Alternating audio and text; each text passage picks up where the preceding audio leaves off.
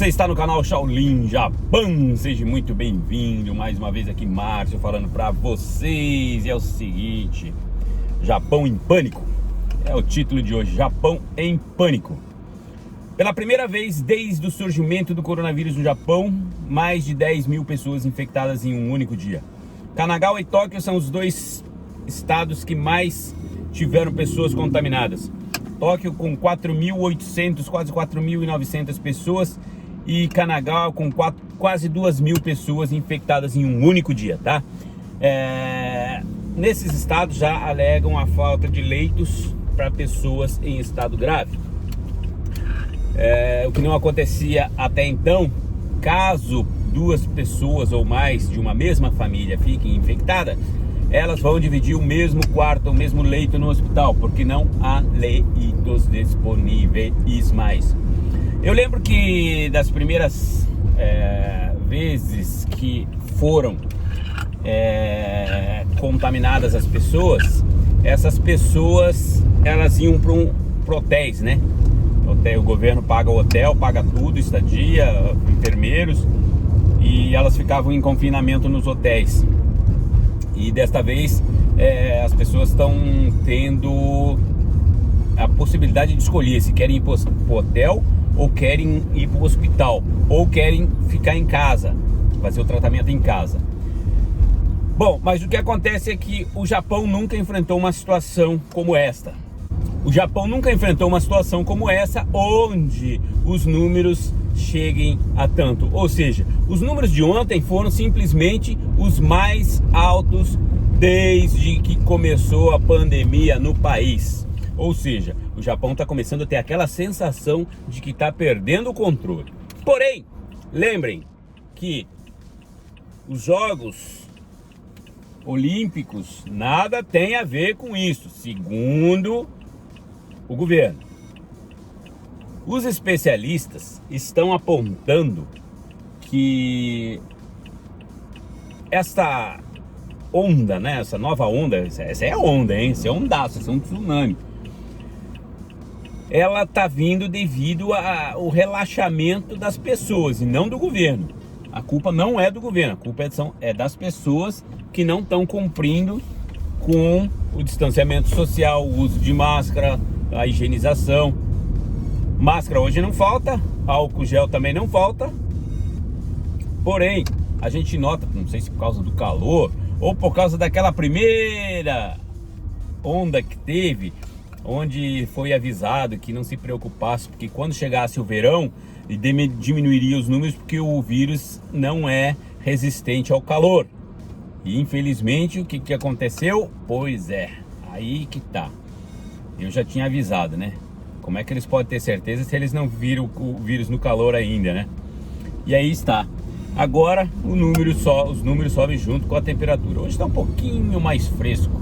A temperatura não chega a 30 graus aqui no meu estado. Ontem chegou a 32.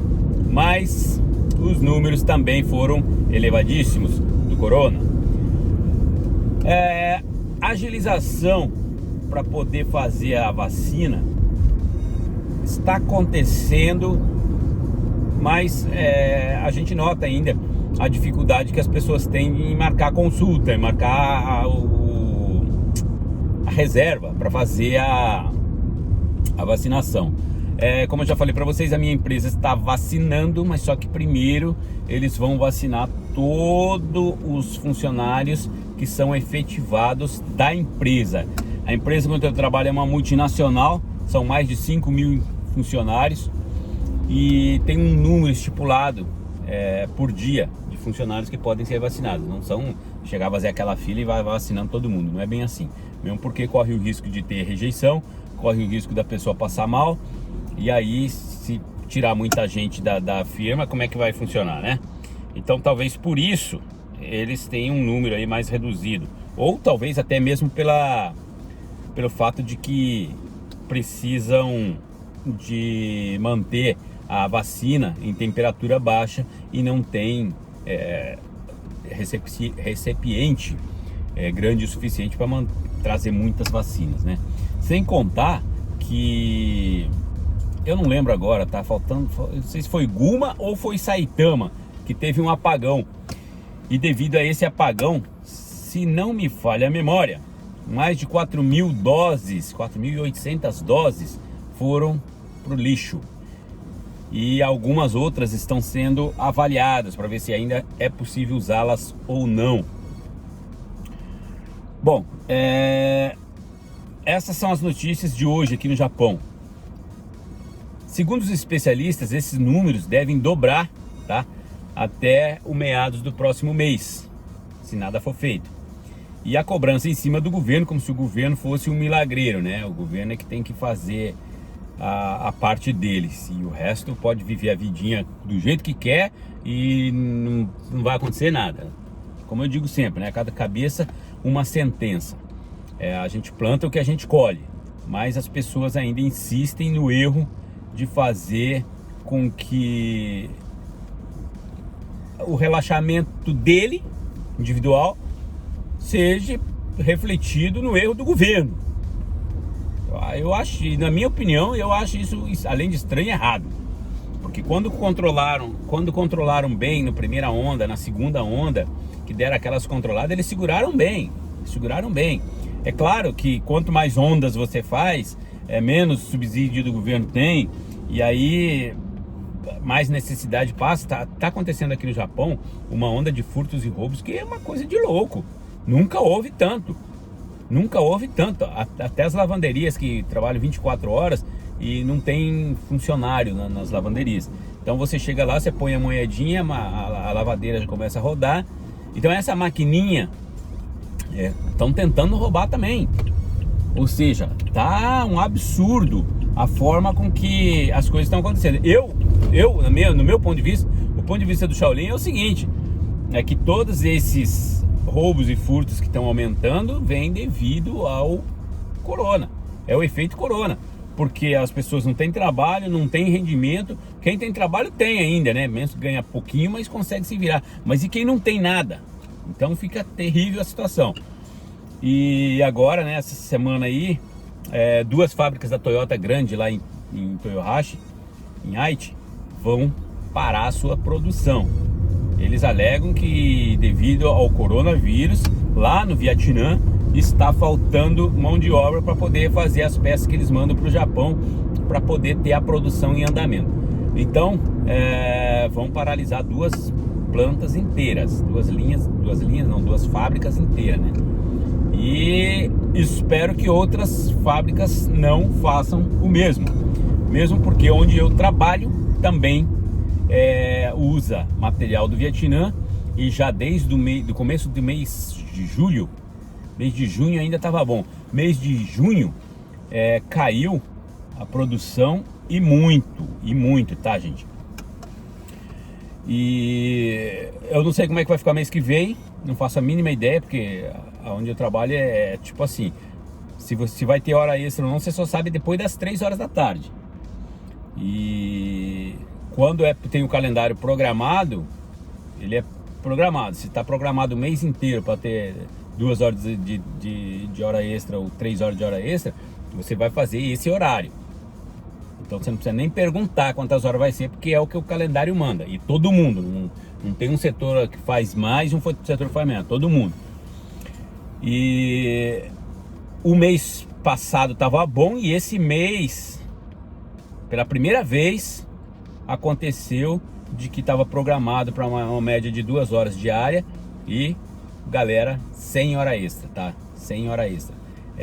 Algumas pessoas que eu digo é o seguinte: o nosso setor, que é o setor de reposição de peça, ele conseguiu fazer aí algumas horinhas, tá? Mas muito pouco comparado com o que ia ser feito caso a produção estivesse andando normalmente. E isso tudo devido à falta de peça, né? E outra coisa, por incrível que pareça, em meia pandemia, a produção altíssima, não só onde eu tô, mas eu tenho ouvido falar que outras fábricas de autopeça, elas estão em alta, estão procurando funcionário, Mazda, Nissan, Toyota, Isuzu, todo mundo procurando funcionário, porque não tem funcionário suficiente para cumprir com a produção que eles estão programando. Um exemplo fácil é alguns setores que deveriam ter 20, 25 funcionários, estão trabalhando com 15, 16, porque não tem mais funcionário, não acha, tá faltando mão de obra.